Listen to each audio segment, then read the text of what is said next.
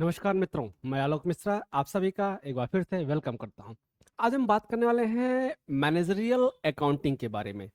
आप सभी अकाउंटिंग के बारे में जानते हैं, कॉस्ट अकाउंटिंग के बारे में जानते हैं, तो आज हम बात करने वाले हैं मैनेजरियल अकाउंटिंग के बारे में। अगर आप पीजीटी एग्जाम का प्रिपरेशन कर रहे हैं तो आपके लिए ये वीडियो सबसे इम्पोर्टेंट है, और अगर आप बीकॉम में हैं, बीबीए में हैं, तो भी आपके लिए वीडियो सबसे इम्पोर्टेंट है। एक बात और आपको बता दें कि पीजीटी एग्जाम के लिए हमारी पूरी टीम, हमारी कोचिंग, हमारा इंस्टीट्यूट पूरी तरीके से जी जान से आपके सभी सिलेबस, सभी सब्जेक्ट को कवर कराने का प्रयास कर रहा है। तो आप सभी लोग, जितने लोग भी टीजीटी एग्जाम का प्रिपरेशन कर रहे हैं, आप सभी लोग हमारे चैनल को विजिट कर सकते हैं, देख सकते हैं कि आपके लिए क्या इंपॉर्टेंट चीज वहां पे है, क्या इंपॉर्टेंट सब्जेक्ट आपके वहां पे है।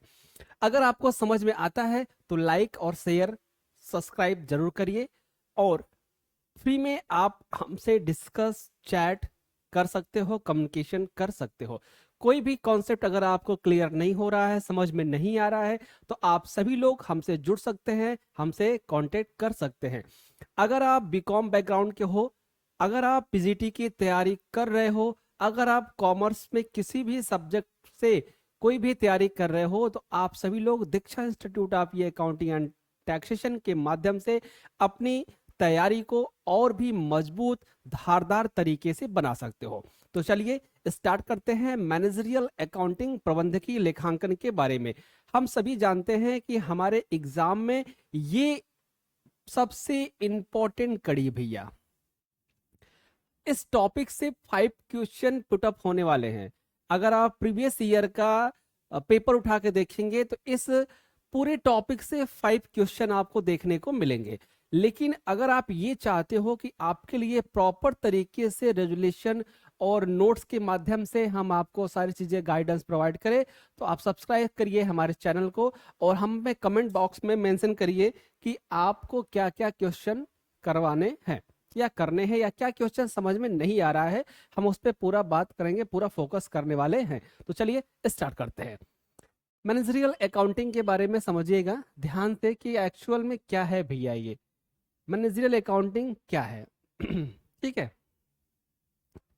मैनेजरियल अकाउंटिंग के विषय में दो दो चीजें हम लोग समझते हैं कि एक्चुअल में है क्या भाई ये। ठीक है, cost accounting, financial accounting, income tax accounting का भी पार्ट है। ठीक है, फाइनेंस अकाउंटिंग के बारे में पढ़ा होगा आपने। बात करते हैं मैनेजरियल अकाउंटिंग, प्रबंधकीय लेखांकन के बारे में। और आपने अगर बीकॉम किया होगा या बीबीए किया होगा तो आपको एक सब्जेक्ट मिलता है, एक पेपर मिलता है, कॉस्ट एंड मैनेजमेंट अकाउंटिंग। खासकर ये बीबीए का पेपर है। ठीक है, अगर आपने बीबीए किया है तो आपको एक पेपर मिला होगा कॉस्ट एंड मैनेजमेंट अकाउंटिंग। लेकिन अगर आपने बीकॉम किया होगा तो कॉस्ट एंड मैनेजरियल अकाउंटिंग मिला होगा। एमकॉम में भी आपको देखने को मिला होगा मैनेजरियल अकाउंटिंग का पेपर।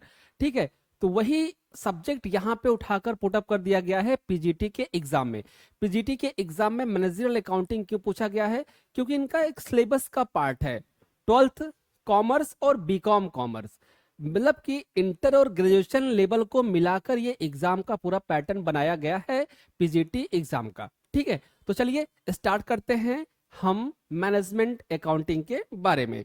अगर आप पीजीटी की तैयारी कर रहे हो तो आपको 12th commerce, 12th commerce NCERT और बीकॉम बीबीए का पूरा पेपर आपको पढ़ना पड़ेगा। ठीक है, लेकिन सिलेबस तो है ही हमारे पास, तो सिलेबस के अकॉर्डिंग हम अपनी तैयारी को बढ़ा सकते हैं, सिलेबस के अकॉर्डिंग हम अपने आप को उसमें इनपुट ला सकते हैं। ठीक है, चलिए बात करते हैं प्रबंधकीय लेखांकन की, मैनेजरियल अकाउंटिंग के बारे में।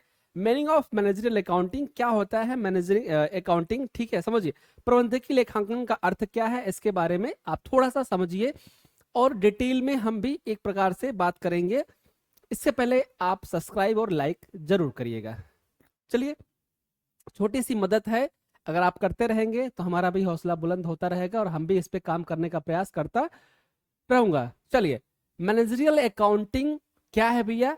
मैनेजरियल अकाउंटिंग वो अकाउंटिंग है, वो अकाउंटिंग ब्रांच है जिसमें फाइनेंशियल और कॉस्ट अकाउंटिंग दोनों इंफॉर्मेशन को कलेक्ट किया जाता है। ठीक है, मैनेजरियल अकाउंटिंग क्या है? जिसमें फाइनेंशियल और कॉस्ट अकाउंटिंग दोनों के इंफॉर्मेशन को कलेक्ट किया जाता है। हाँ, इंफॉर्मेशन को कलेक्ट, क्लासीफाई, एनालाइज, इंटरप्रेट और प्रेजेंट किया जाता है ताकि मैनेजमेंट फ्यूचर में प्लानिंग, पॉलिसी मेकिंग, कंट्रोल और डिसीजन मेकिंग कर सके। ठीक है, ध्यान समझिएगा। मैनेजरियल अकाउंटिंग क्या है? मैनेजरियल अकाउंटिंग वो प्रोसेस है जिसमें कॉस्ट अकाउंटिंग और मैनेजरियल अकाउंटिंग दोनों के डेटा को एनालाइज किया जाता है, दोनों के इंफॉर्मेशन को एनालाइज किया जाता है, कलेक्ट किया जाता है, क्लासिफाई किया जाता है, जिसके आधार पर मैनेजर लेवल पे क्या होता है, फ्यूचर में planning, decision, policy and controlling जैसी सुविधा को किया जा सकता है। ठीक है, तो ये काम हो गया आपके मैनेजरियल अकाउंटिंग का। क्लियर? अगर हम थोड़ा सा सिंपल लैंग्वेज में बात करें तो फाइनेंशियल अकाउंटिंग बिजनेस के बाहर के लोगों के लिए होती है। ध्यान देना, फाइनेंशियल अकाउंटिंग जो होती है वो ट्रांजैक्शन के बारे में होता है, लेन देन के बारे में होता है, किसको हमने कितना दिया, किससे हमें कितना लेना है। जबकि मैनेजरियल अकाउंटिंग बिजनेस के मैनेजमेंट के अंदर के डिसीजन लेने के लिए होती है। ध्यान से समझिएगा, बहुत इंपॉर्टेंट है। फाइनेंशियल अकाउंटिंग बिजनेस के बाहर के लोगों के लिए होता है, बाहर के लेन देन के लिए होता है, बिजनेस के लेन देन के लिए होता है।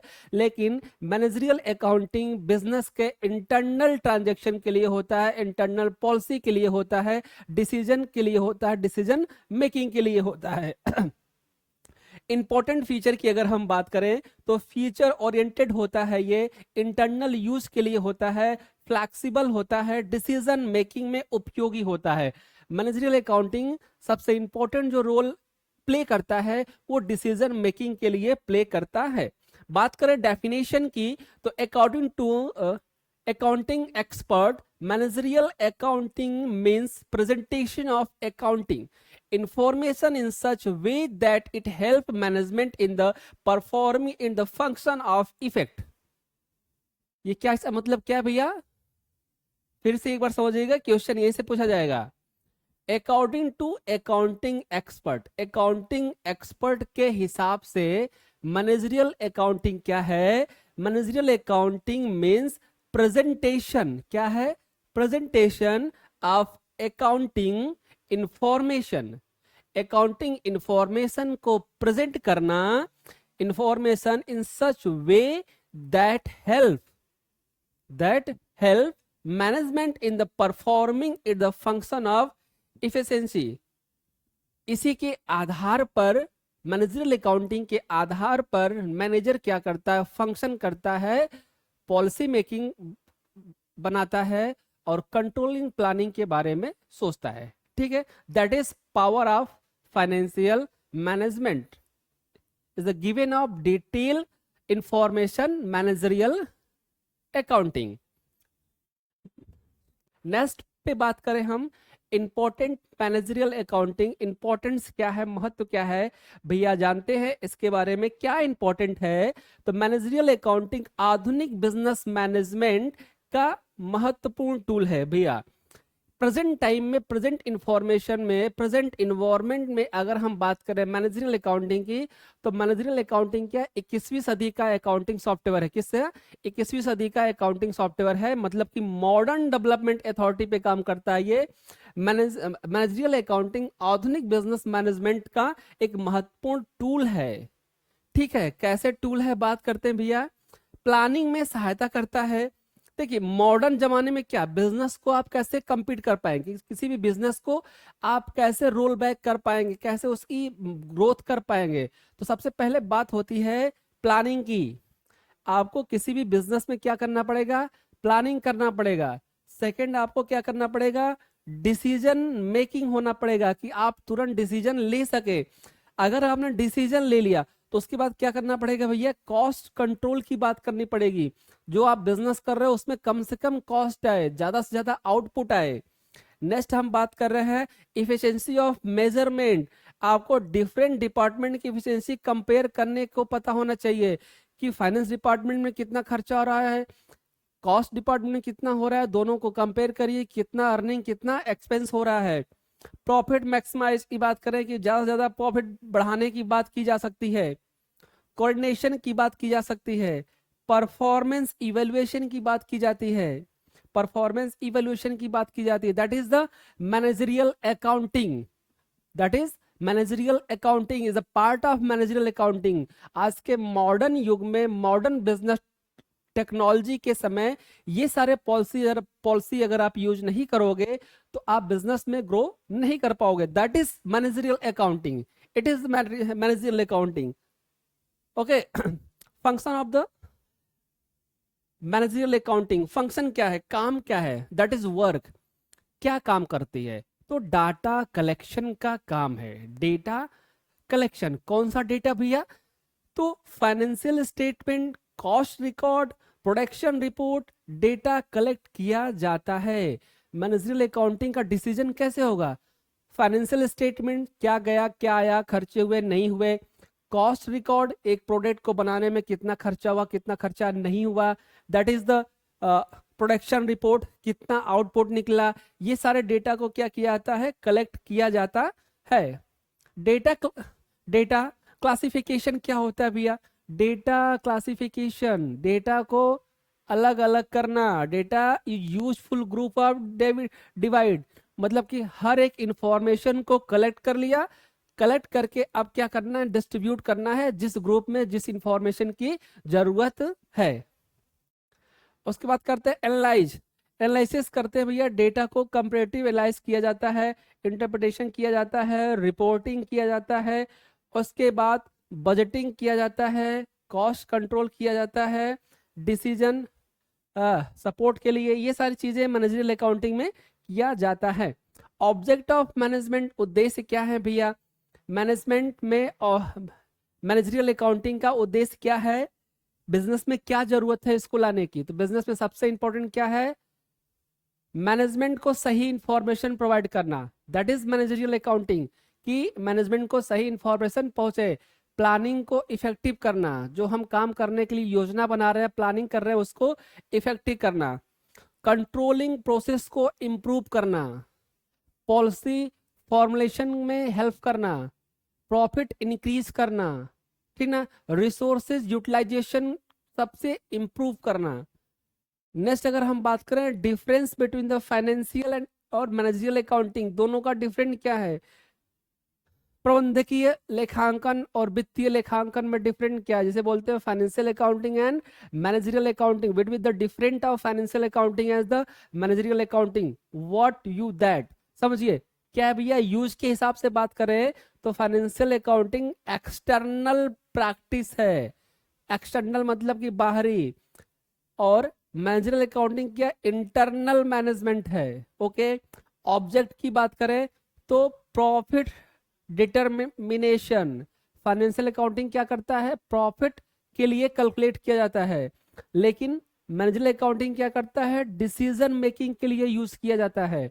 अगला टाइम, हॉरिजॉन्टल टाइम पीरियड होता है और इसमें फ्यूचर टाइम पीरियड होता है, मतलब कि भविष्य के लिए प्लानिंग किया जाता है। नेचर की बात करें तो ये फिक्स्ड फॉर्मेट में होता है और ये फ्लैक्सिबल फॉर्मेट में होता है। लीगल रिक्वायरमेंट क्या है, ये है कंपलसरी, ये है ऑप्शनल, मतलब कि भैया आपको फाइनेंशियल अकाउंटिंग तो करना ही करना है, बट मैनेजरियल अकाउंटिंग आपको अगर लग रहा है कि हमें अपने बिजनेस को बढ़ाना चाहिए, तब यहाँ पे आप अपने किसके लिए कर सकते हो, बिजनेस के ग्रोथ के लिए कर सकते हो, किसके लिए कर सकते हो, बिजनेस के ग्रोथ के लिए कर सकते हो। Okay, financial accounting share holders, creditor and government के लिए होता है, और मैनेजरियल अकाउंटिंग अकाउंटिंग केवल मैनेजमेंट के लिए होता है, ध्यान देना। तो इसीलिए that is the important of financial accounting और optional of managerial accounting. Managerial accounting क्या बिजनेस में ऑप्शनल है, ना कि मैंडेटरी है। क्लियर, चलिए बिजनेस फॉरकास्टिंग की बात करें, पूर्वानुमान क्या है भैया, हम ना पूर्व के अनुमान के आधार पर हम ये बता सकते हैं कि कल बारिश होगी। ऐसा क्यों भैया, क्योंकि अगले साल इसी दिन बारिश हुई थी, क्योंकि जन्माष्टमी है ना, लॉजिकल होता है ना, कि जैसे हर जन्माष्टमी को बारिश थोड़ी बहुत तो होनी है, बूंदाबांदी होनी है, बट होनी है। ये क्या है, एक पूर्वानुमान है। पूर्वानुमान क्या है कि अगले साल बारिश हुई थी या अगले 10 साल से लगातार बारिश होती आ रही है, तो आज भी संभावना है कि बारिश होगी, इसको कहते हैं पूर्वानुमान। ठीक है, लेकिन बिजनेस में भी पूर्वानुमान लगाए जाते हैं। तो चलिए हम देखते हैं बिजनेस में पूर्वानुमान क्या होता है। Business forecasting of future business condition. हाँ,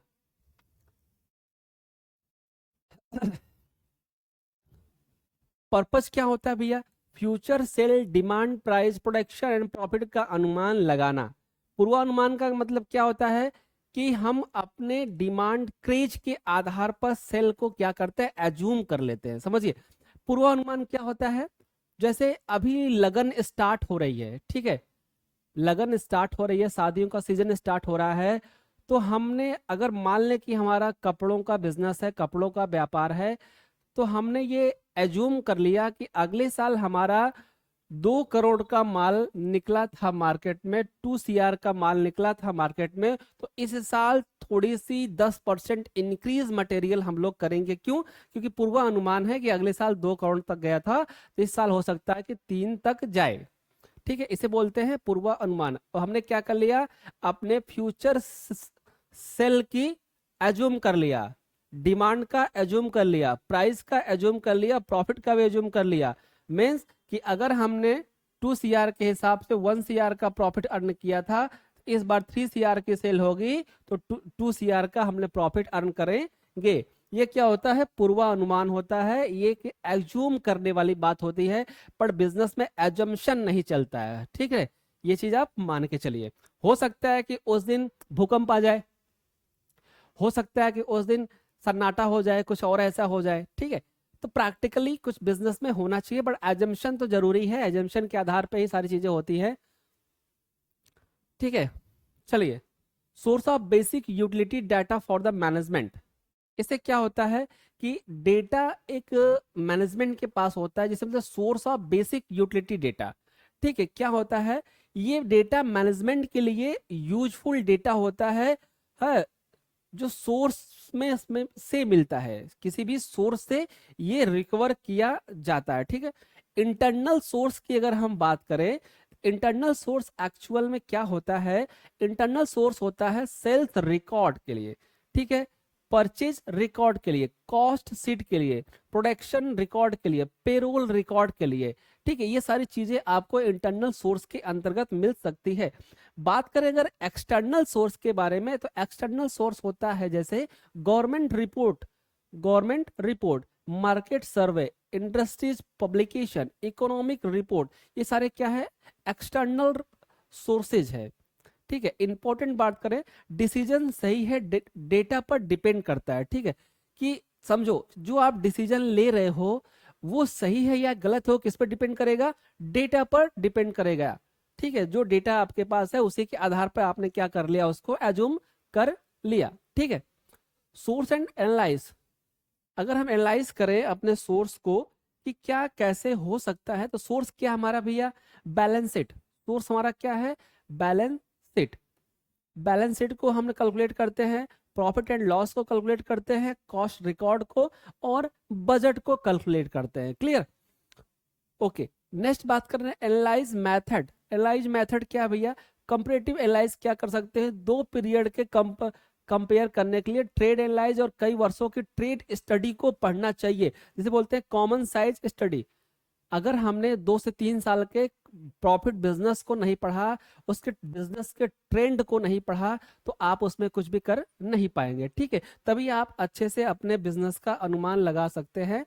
टेक्निक फॉर द फॉरकास्टिंग, पूर्वानुमान की तकनीकी क्या क्या है, मतलब हम किस आधार पर एज्यूम कर सकते हैं, पूर्वानुमान लगा सकते हैं, इसके बारे में जानकारी होनी चाहिए। पूर्वानुमान क्या होता है, पूर्वानुमान एजम्पशन होता है कि अगले साल हमने इतना ट्रेंड किया था, अगले साल हमने इतनी डिमांड थी हमारे प्रोडक्ट की, तो नेक्स्ट इस फंक्शन में क्या होने वाली है, इसके बारे में जानना है, क्या कहलाता है पूर्वानुमान टेक्निक। और किस किस आधार पर, किस किस बेसिस के आधार पर हमने क्या करना है, पूर्वानुमान लगाना है। चलिए, नंबर फर्स्ट है ट्रेंड मेथड। क्या है भैया, ट्रेंड मेथड मतलब कि आपके प्रोडक्ट का अगर ट्रेंड चलता रहा, तो आपका एजम्पशन सही हो गया। लेकिन अगर आपके प्रोडक्शन का ट्रेंड नहीं चला, आपके प्रोडक्ट का ट्रेंड नहीं चला, मीन्स कि अगर आप टी शर्ट बेच रहे हैं, टी शर्ट पहले आप इस तरीके का टी शर्ट बेच रहे थे, अभी आपने कॉलर हटा दिया, गोल कर दिया, यू कर दिया, वी कर दिया, तो मतलब वो ट्रेंड नहीं रहा। जब ट्रेंड नहीं रहा तो मार्केट में डिमांड नहीं होगी, तो इसलिए ट्रेंड मेथड यूज करते हैं। सेकंड बात करते हैं हम रिग्रेशन मेथड, मैथमेटिकल रिलेशन से होता है फॉरकास्टिंग।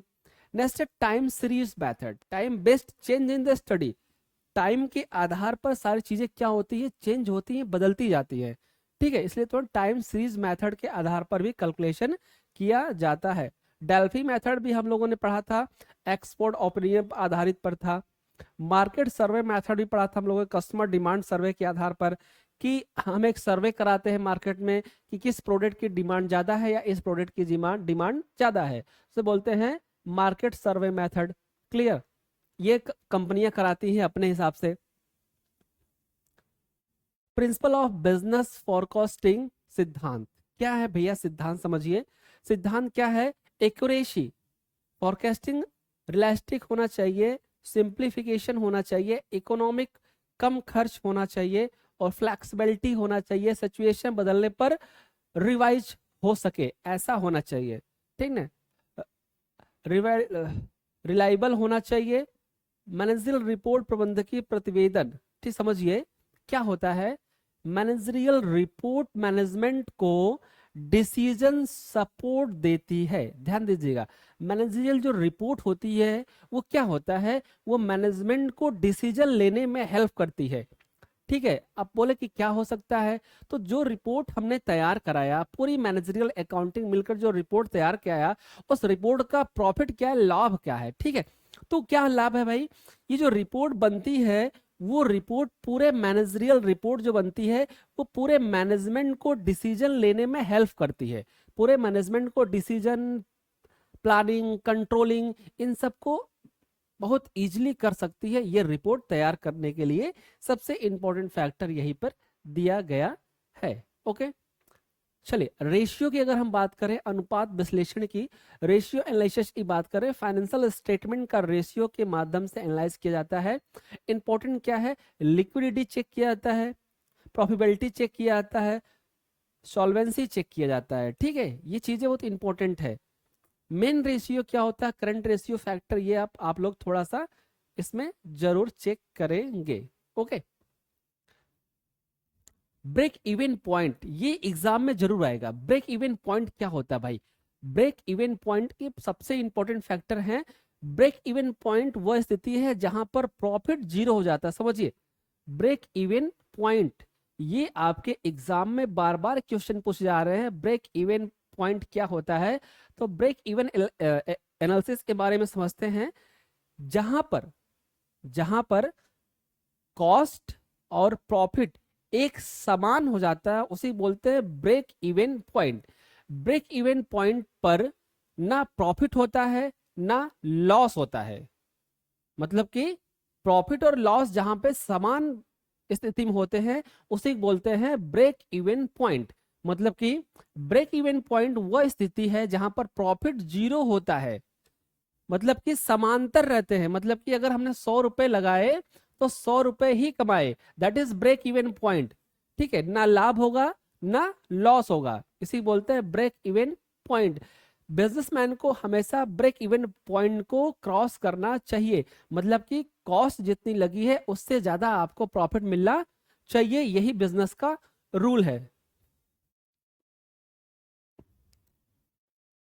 ठीक है। इसके बाद हम नेक्स्ट डे बात करेंगे, नेक्स्ट सेशन में आप सभी लोग हमारे साथ जुड़िए। दीक्षा इंस्टीट्यूट ऑफ ये अकाउंटिंग एंड टैक्सेशन, आप सभी लोग जितने भी PGT, TGT, KVS, BCom, BBA, commerce का कोई भी पेपर हो, कॉमर्स का कोई भी स्टूडेंट हो, किसी भी क्लास में हो, वो ग्रेजुएशन में हो या एग्जाम प्रिपरेशन में हो, किसी भी क्लास के लिए आप हमारे साथ जुड़ सकते हैं। फ्री ऑफ कॉस्ट आप अपने एग्जाम की तैयारी हमारे साथ मिलकर कर सकते हैं।